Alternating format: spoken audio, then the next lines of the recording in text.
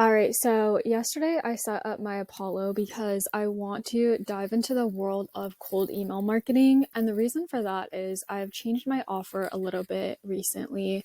So before I was doing done for you lead generation, where I'd go into people's accounts, engage, and drive leads towards their offer. And now what I'm doing is a form of done for you lead generation, but I'm also implementing automation, AI, building out systems, building out automation, just so everyone's business is very streamlined. They get what they need in terms of the tech, their funnels are really great, and so it'll drive even more offers to their business. And when I was researching how other people do lead generation on YouTube, I did see that a lot of people are using cold email to interact with businesses. And what I thought is if I'm limiting myself to only Facebook, which is my primary outreach, and I'm also kind of starting to dive into LinkedIn, Instagram, I have got clients from, but it's not my main focus right now. And then TikTok, I'm building it, but I'm not actively marketing on it right now. So I thought that cold email would be a really great way to start showcasing my services. I've done it for clients before. It's definitely worked. They've gotten long-term clients from cold email marketing.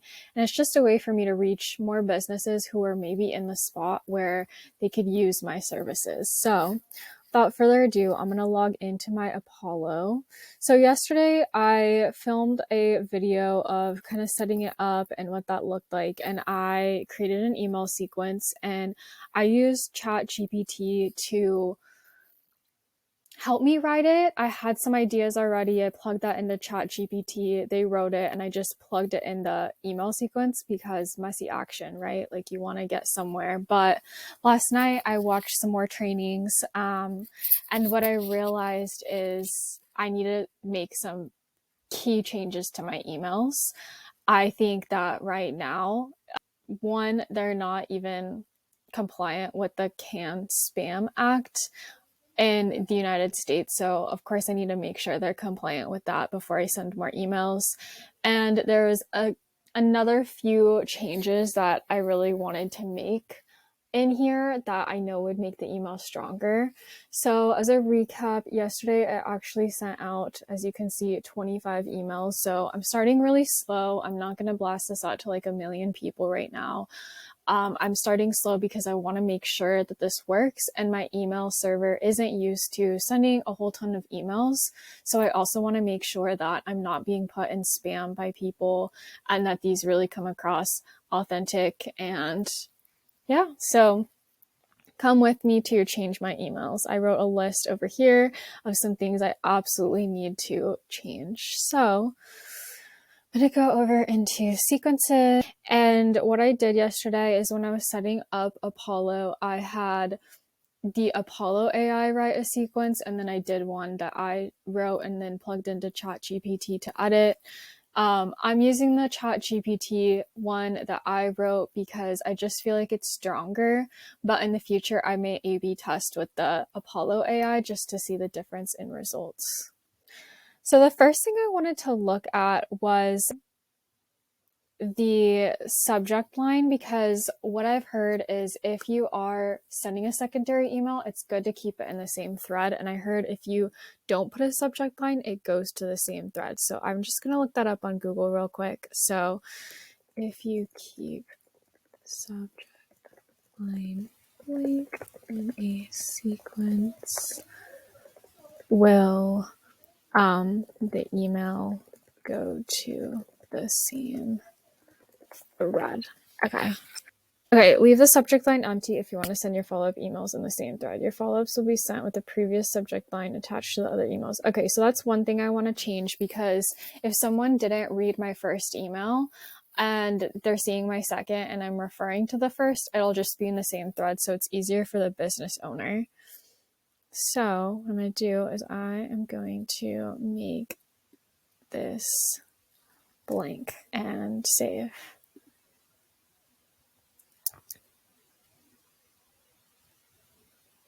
Okay, so first email, this is where I'm really focused on because I want to knock this one out of the park.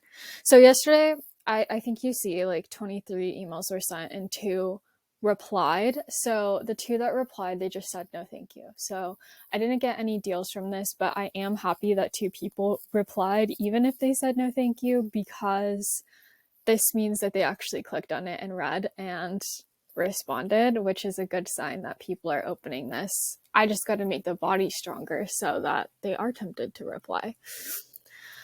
One thing, okay. So the first thing I need to do to stay compliant is add an opt out in here in my signature. And so I believe I have to like actually go into my signature somehow. This might be, yeah, I might have to like go actually back into my signature.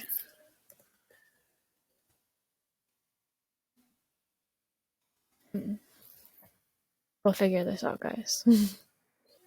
Emails.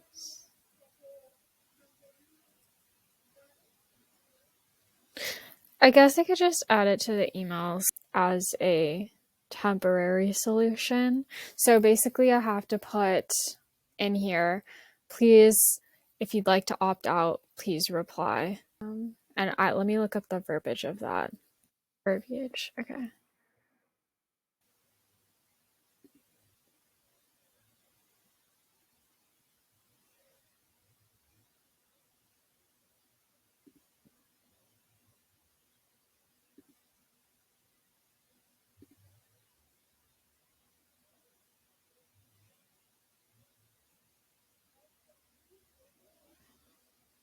Oh, okay, I found one. Takes a minute sometimes.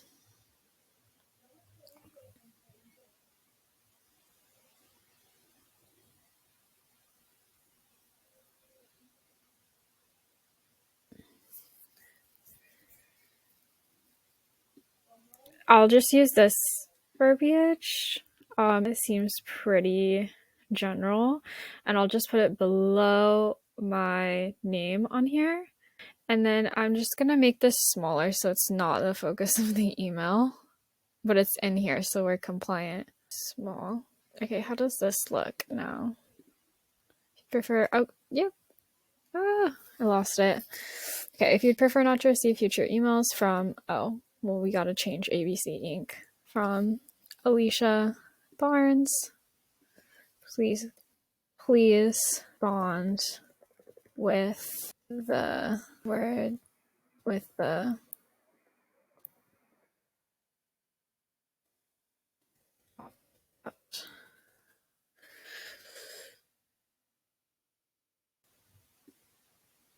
Okay, I'm gonna just copy this over and put it in my second email because I'm gonna save this. Like I said, this is literally the law in the US, and so I don't want to not be compliant. So I think it's called the Can-Spam Act, basically says you have to have an address on there and you have to have a way for people to opt out. So just super important that you're following these guidelines if you are cold emailing. I think that there is more to it. Like you have to be sure that you say like you're marketing this, but I think that this now makes me compliant, and so I'm really happy about that because obviously I don't want to get in legal trouble by sending messages. That is not the goal. So I can delete this from my to-do list. Add social proof and companies I've worked with. So I haven't worked with any big, super big names in the industry. Like I haven't worked with like Tony Robbins or Jenna Kutcher. Like I am targeting coaches. So I'm going to take some of the bigger companies I've worked with and just put that in the email. Okay, so let me look at this. Okay, so I really like the subject line question about company. This one has been recommended because, you know, it's specific to someone, and the first line I came across company on LinkedIn and I wanted to reach out. So I need to make this more specific because I am targeting coaches when searching the top online coaches. So I am reaching out to online coaches. I could make this more specific, and in the future I may, like if I'm doing business coaches, life coaches, whatnot, but I'm just gonna put coaches. I specialize in Okay, I need to break paragraph here because we want it to be really easy for them to read. I specialize in assisting coaches in streamlining their tech setup for optimal lead generation through automation. Okay, another break. In today's competitive landscape, having a seamless and efficient tech stack can make a significant difference in acquiring and retaining clients. I'd love to offer you a complimentary consultation to discuss how we can tailor your tech infrastructure to maximize your lead generation potential. During this call, I'll conduct a thorough business audit and provide insights into the best AI-driven solutions and automations that align with your coaching niche. My services include not only setting up your system, but also ongoing monitoring, lead generation strategies, and comprehensive support. I'm committed to ensuring that your business operates at the fullest potential, allowing you to focus on what matters most to your clients. Would you be available for a brief call at your convenience next week? I'm eager to explore how we can collaborate to elevate your coaching business. Looking forward to the possibility of working together. Okay, I like what it's saying in general. Like I said, I need to add in some social proof. So I'm going to go ahead and come in here. I think right here would be a good point. So in today's competitive landscape, having a seamless and efficient tech stack can make a significant difference in acquiring and retaining clients. I've worked with, I'm trying to think how many businesses I've worked with. At least 20, probably closer to like 30, 40, 30 plus. Oh, I'm going to put 20 plus just to be safe. Plus businesses. The last 2 years, including, and so some of the bigger names I've worked with have been Ascension Academy. It was so much fun. I really love this role, so I'll put that down. CEO Studios and Flourish Media. Flourish. I'm not spelling this right.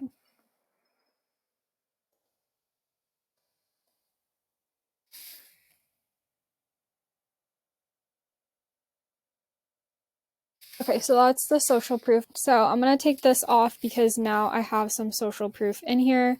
I was reading that this is really important because if you have this, people are going to be like, oh, they're legit versus just like, who is this person reaching out to me? Yeah, so they can Google this businesses. More personalized. So like I said, I added in the coaches right here. And I'm going to see how this one does. If I need to go even more personal, I will. Straight to the point. I feel like this is pretty straight to the point. I'm offering an audit, and then we'll help them with lead generation. Then I wanted to put a call to action at the end. So would you be available for a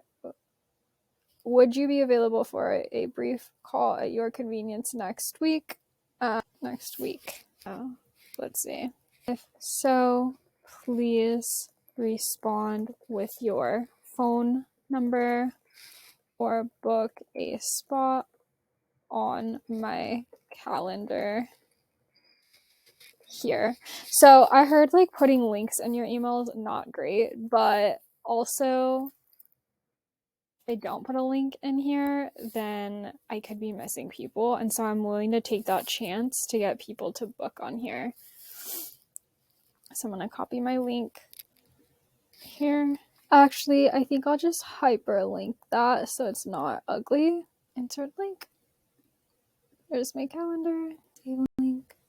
Looking forward. Okay, another thing that I was considering doing is putting like my website on there, but my website's not fully finished, so I'm just gonna go with this. I think it is a lot of information, more so than my website would even give them, and I'm going to save this and then look at the second email. Okay, second email, it's going to be under the same thread. Okay, I'm going to delete this because it's not straight to the point. I want to follow up on my previous email regarding the complimentary consultation offer to enhance your coaching business through efficient tech solutions. I understand your schedule may be hectic, but I genuinely believe our discussion can provide valuable insights to streamline your operations and drive more leads your way. If you're open to exploring this opportunity and flexible and can accommodate a call whenever suits you best, please respond. Okay, that's like excessive. Please respond to this email with your phone number and the best date and time to meet. I'm excited about the possibility of collaborating and helping your coaching business thrive. Looking forward to your response. Warm regards, Alicia Barnes. Okay, I think that's straight to the point.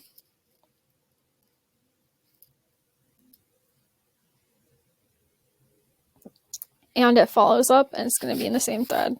So I am good there. A little other lesson with Calendly. I definitely need to update my availability because I don't think I have any availability on here. And I like to kind of go day by day because, you know, each day is different. And I'm going to go ahead and take a look at my Google Calendar, see when I have available, and start plugging it in. So I do believe I have like a meeting here too.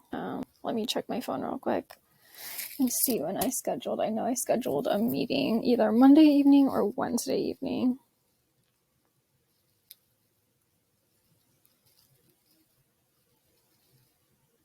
November 29th, 4 p.m. Meeting block out.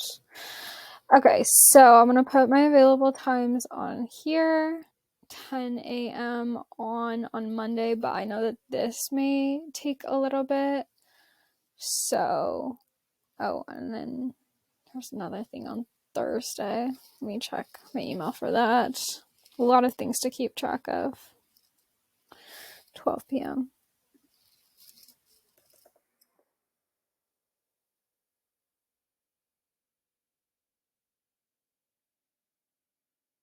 Perfect. I think that's all I have for next week, and then I'll probably do a meeting in here. Block off. Possible call time. This is usually when I host my group sessions.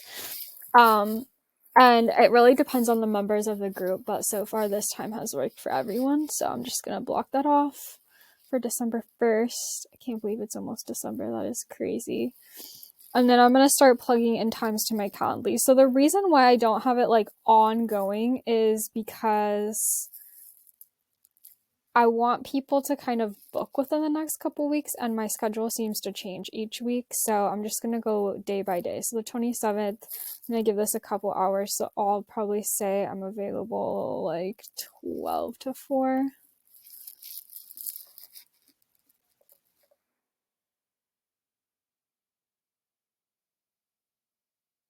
All right. Next day, I only have a morning meeting that usually does end at 8:30. So I'll do pretty much free like 9 to 5. And I don't have like tons of people booking, so I don't have to like make sure to be like, okay, I need a lunch break, because at this point I just don't have that volume. I've worked in businesses that have that volume though, and if you do, make sure to schedule yourself a break in there. Okay, so this, I'm gonna give myself some time, so maybe 11 to 3. And sometimes like I do adjust these too if I know someone's in a time zone where we're gonna almost miss each other. Like I'll have an earlier slot or a later slot. And then Thursday, I'll do like 9 to 11.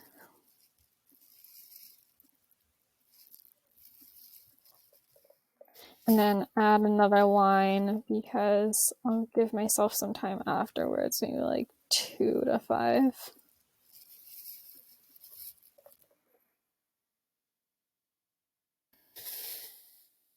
All right, on to December 1st. Probably like 11 to 2. I like to try and end things early on this. I think I might put in availability for the next week as well, just because I want to have some time open. And so I'll just add in any events I think are happening. And then of course, like as time gets closer, I just keep adjusting my calendar as I add meetings in, like any last minute meetings.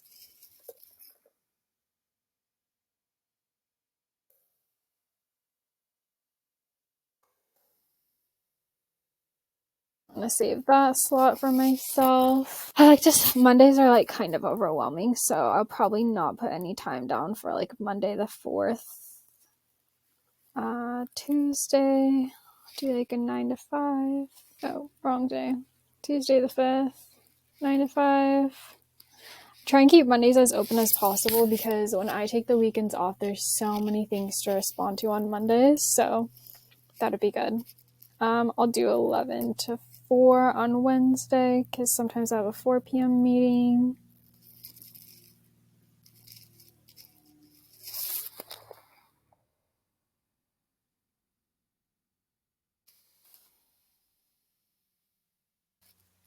Alright, on to Thursday the 7th.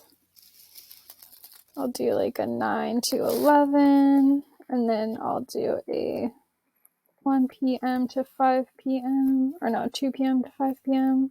And the last one, Friday the 8th, I'll do 11 a.m. to 2 p.m. again. There you go. So my calendar's set up. That link is going to work. And now I have my sequence. So people get an email on day 1 and then day 3. So I'll go ahead and send out maybe like 25 more today just to see what happens with the updated email. So like I said, I am starting slow, and so that is going to be what it is for now. And in the future, maybe I'll up that, or maybe just this consistency will generate enough results for me. I want to try and get to at least 100 people this week to see what my stats are. Okay, so I'm going to go into my persona. Coaches is what I'm doing. And then I just add the people that I want to this email. And like I said, I'm going to add 25 people. I did check out some of these websites, but honestly, right now I'm just going for reach rather than depth because I don't know who's going to bite on this. It's not been something I've really offered before, so we're just going to take our chances.